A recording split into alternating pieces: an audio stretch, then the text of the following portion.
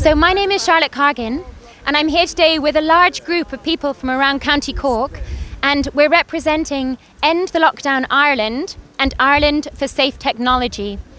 And we're here because we have grave concerns that our government is not acting on behalf of the people, it is acting on behalf of the corporations, who it seems increasingly obvious are actually running our country and our lives.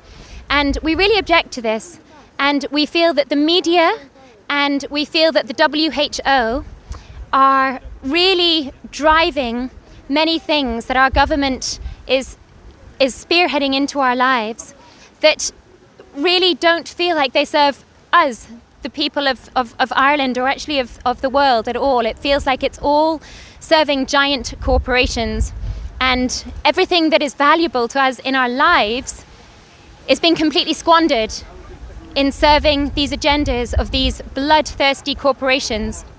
And 5G, while we've all been locked up for the coronavirus, has been being rolled out across the country, and there have been no baseline health study effects carried out.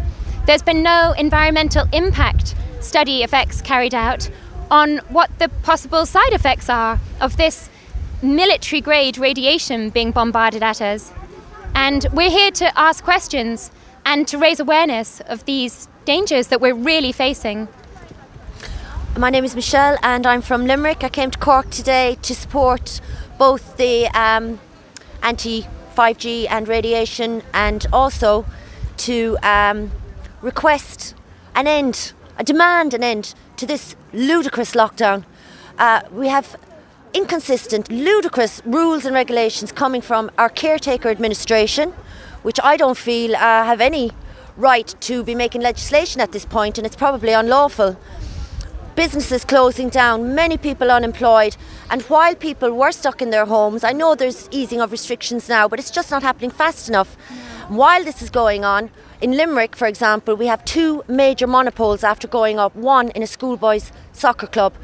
Eircom, there was a €20 million deal done with Signal for lights to go up in the schoolboy soccer clubs, and then the infrastructure for 5G could go up on these poles. They're selling out our children, and they're selling us out to our globalist masters. Yeah.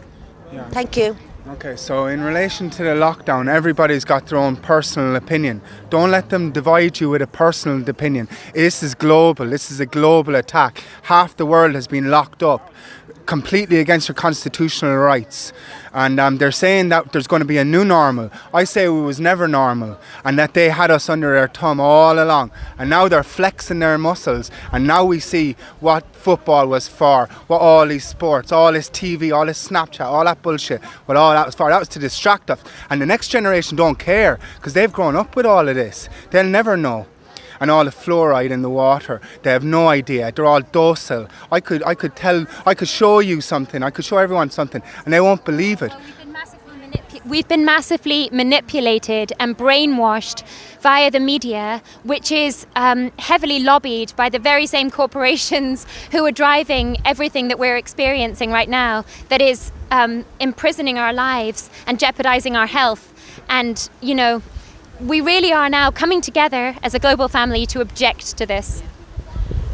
My name is Rosie. I'd just like to say a word about the old people who are our most vulnerable, because we have been locking up our children. This government has been locking up our children, locking up our young people, and cocooning older people, all to protect what they call the most vulnerable. But meanwhile, the people who really are the most vulnerable are the very last. They're the Cinderella of this whole thing, because this is a scandal. They have been releasing people from hospital without testing into the nursing homes, and so naturally, there was going to be an epidemic in the nursing homes, because what do you expect? They are the most vulnerable. So this whole thing has been, in my mind, a bit of a sham, in that the damage has been done to so many businesses that may never recover. Huge sacrifices have been made, and the very people in whose name we were doing this to protect, and people have been fantastic. They've been unselfish. Community awareness has been so good. The people of Ireland are wonderful, and they have done their best to help their neighbours and in the best will in the world, but they have been tricked into this. There is a virus out there, but our vulnerable are not being protected. The nursing home scandal is a disgrace. Can I just say, the government keeps telling us to wash our hands, but don't worry about your brain, because they'll do that for you. Yeah, and can I just say, be careful with the way people word things. It's all about, what do you learn when you go into school? The first thing they teach you is how to spell.